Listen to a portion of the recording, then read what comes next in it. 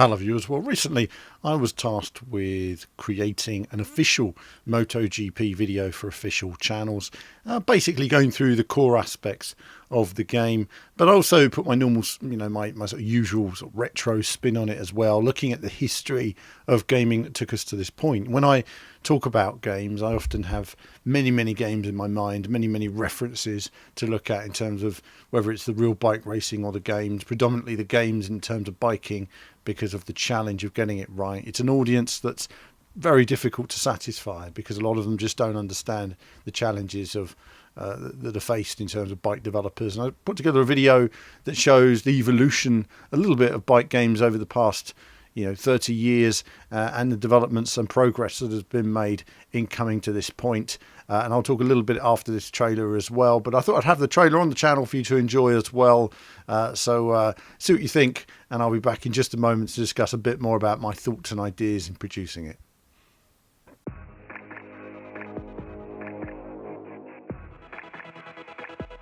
Hello and welcome to this MotoGP tech and simulation analysis. MotoGP is building to become potentially the most advanced motorbike game ever made. For Milestone, it is the culmination of years of experience in developing automotive video games, exploring new technology and advancing MotoGP simulation physics to new levels of complexity and realism never before achieved. MotoGP'20 pushes the boundaries and will redefine the biking experience.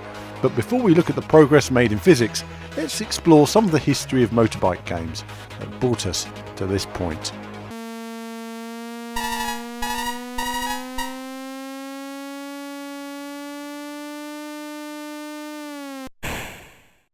Biking, as with all games, have humble beginnings, from their 2D origins to simply learning the basic mechanics in early titles to providing the enjoyment in riding various different bikes across all disciplines. Producing a motorbike simulation is extra challenging because, unlike car racing, bikes can never adapt fully to the controller, but to maintain a simulation that feels real requires a complex juggling act between the bike and rider movement. Where inputs are instant, the rider takes time to move. The visual simulation of movement and visual cues are just as important in giving information on the balance of the bike, and this has been achieved with various levels of success through the generations.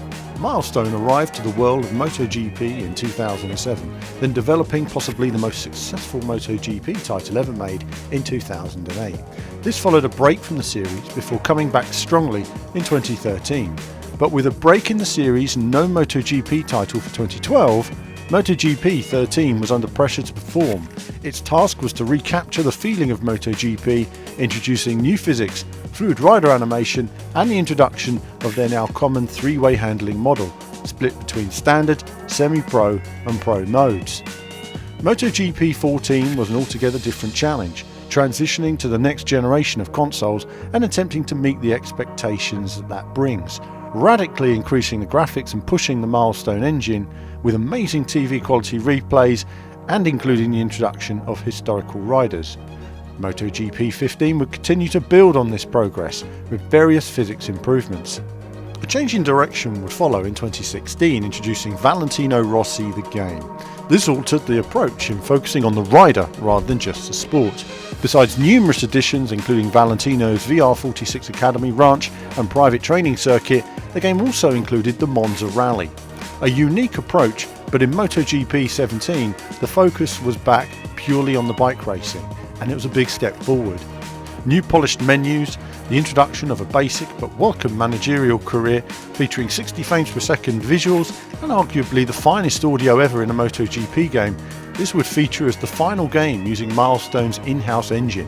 2018 would be the start of a new chapter. MotoGP'18 introduced the Unreal 4 engine. New tech, new potential, it was another transitional period, and these are always a challenge for the developers, but reaching the eventual goal can take several years. This meant investing in the future, and though unveiling new improvements to graphics and physics, the esport aspect was a key focus.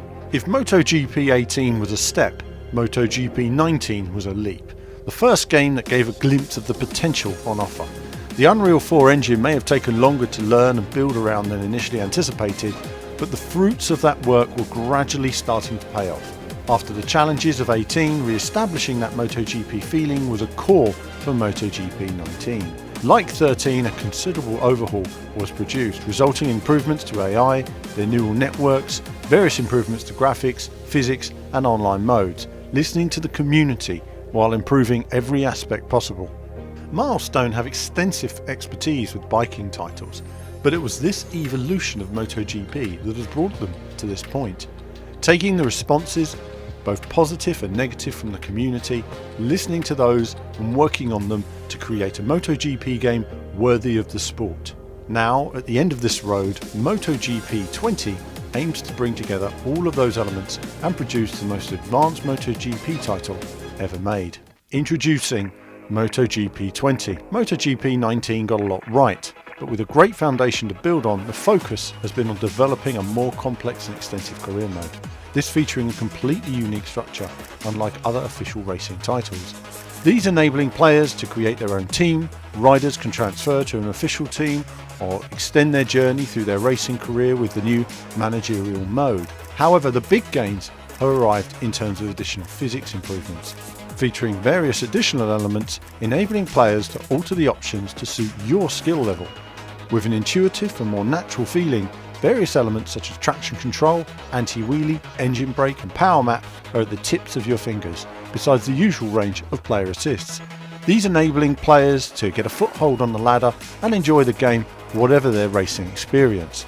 But it all starts with a detailed physics engine. It's making players feel connected to the bike while working on traction control and tyre settings to find and define your personal style. A core alteration this year has focused on the braking system. In MotoGP'19, players could brake 100% upright into the corner without consequence and relative stability. Now in MotoGP, the bike will move around far more, losing stability.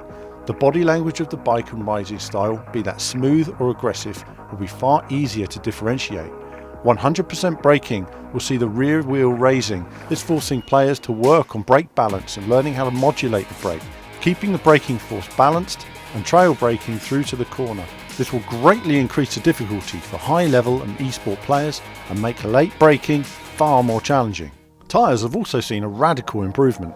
MotoGP'20 introduces the all-new asymmetrical tyre system. This separates the tyre into 3 distinct parts, split in the middle and sides. This will make tyre compound selection critical depending on the style of circuit and the wear generated by the riding style. Besides wear, the system also tracks core temperature. Rather than surface tracking, which can see wide fluctuations between corners and straights, the temperature of the inner core structure will focus on consistent heat within the tyre. This means overheating can see tyres losing performance, thus requiring smooth riding through the corners. This will be key in reducing friction on the surface of the tyre. Add to this ambient track surface temperature and different tyre compounds, which will affect their optimal range of performance, and you've got a lot to discover in reaching and maximising the limit.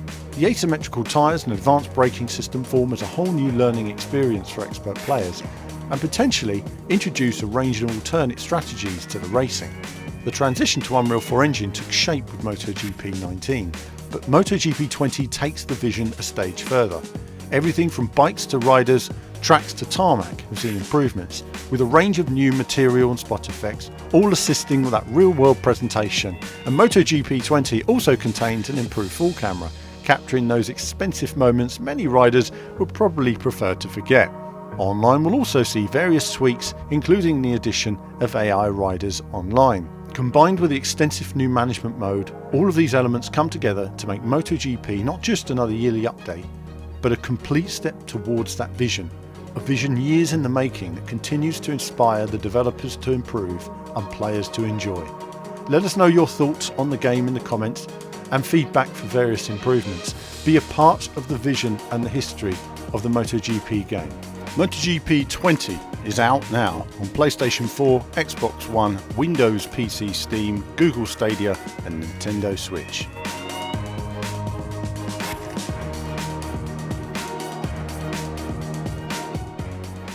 So MotoGP'20, obviously the game is looking hugely impressive at the moment, in terms of running on my PC here, Beast PC, but obviously it's running really well, and it's not till you see biking and evolution, the games we started with in the 80s, like you saw there running on Commodore 64.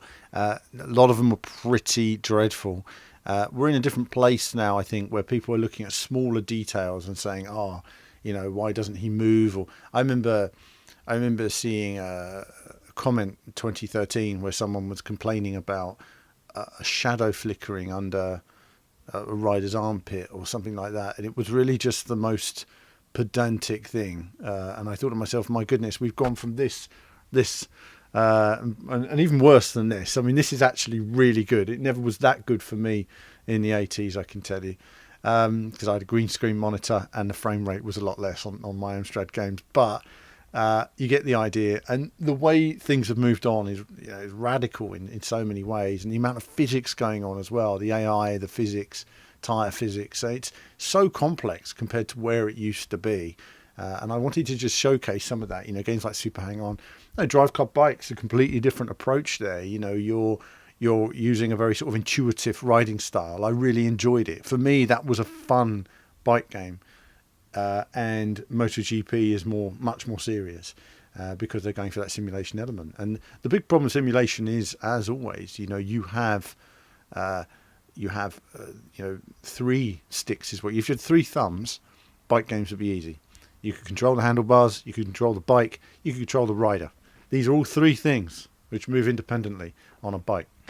And so I constantly talk about it on Isle of Man TT and stuff like that. The bike model is made for the type of game it is, the way the rider moves, and it's very hard getting that across to people. People say, well, this doesn't happen or that doesn't. It's actually not possible. You either have a game that's responsive, where you move the stick and the bike moves where you want it to, and that helps you because then you hit apexes and the bike plays perfectly, but the rider looks odd. Or you have a game where you turn in and the rider moves and then the bike turns and you get a bit of understeer through the corner. So that means you have to turn in early for everything to take place and work as it should. It's finding that balance, and that's tricky when you have a road course that's super twisty, or compared to say a racetrack where it's very measured in terms of how you ride each lap. So the challenge will always be there. It will always improve, and it's improved a long way over the past few years. It shows how Milestone have improved what they're doing, and there's always lots of room for improvement. We move to the next gen now, and I look forward to where we're at, the starting point we're at, and where we're going. I think it's an exciting time for bike gamers. I hope the bike gamers support that. I think that, generally speaking, in terms of all the racing audiences and games I deal with on a regular basis, the biking community are always the most dissatisfied with what's happening with biking. And sometimes I can't blame them because there are challenges there. And like people talk about games they played on the PS2. I mean, there was the physics were super basic back then. There was not the detail there is today. The AI didn't exist. The amount of graphical effects and environmental effects, it just wasn't there. It was simplistic play, and people have it in their mind at how perfect that was. Like I used to play Namco's, game. It ran at 60 frames, but when you look at it today, it's like that. But at the time, I remember nailing those apexes and trying to keep the bike as straight as possible, making it look, professional. But then you watch the replay and you can see your bike, going like that. So it's a challenging one, that. But I hope that some of you enjoyed the video. I hope you've seen the evolution. It's subtle. There's little things every year, but people have a vision, like these guys, when they make a game like this, they have a vision 10 years ago where they want to be. They know where they want bike games to be in 10 years, but it's going to take years to get there. It's going to take enormous investment, and it's going to take dedication, support from the audience. And there's always going to be, I can tell you, in 10 years from now, there'll be someone saying, why don't you just release it as DLC? Why is it a full price game? I'm not going to buy it. It's the same as last year's game. I've been hearing that my whole life, and we'll be hearing it in 10 years time as well. Things are not going to change. There's always going to be something to annoy someone somewhere. But I just wanted to have a little chat about it on the channel, and love to have your comments on it. And would you like to see content on the channel that's a bit more a bit more scripted like that? Because I do unscripted content. All of my content is unscripted. I just make it up as I go, honestly. I have a subject in my head and I talk about it. But if you'd like to see more scripted content, a more detailed history on games perhaps, do let me know, because I don't tend to do the hardcore editing, to this level all the time, but I thought it was a good opportunity, and maybe I'll do a few more later in the year. But that's it from me for now. As ever, more soon. Thanks for watching today, viewers. I hope you enjoyed the video, and do like and subscribe. It supports what we do. You can go to the website directly above me here, or check out a couple of other videos on the channel, perhaps things you're interested in terms of racing games, whether it be new or retro. It's all there. Check them out.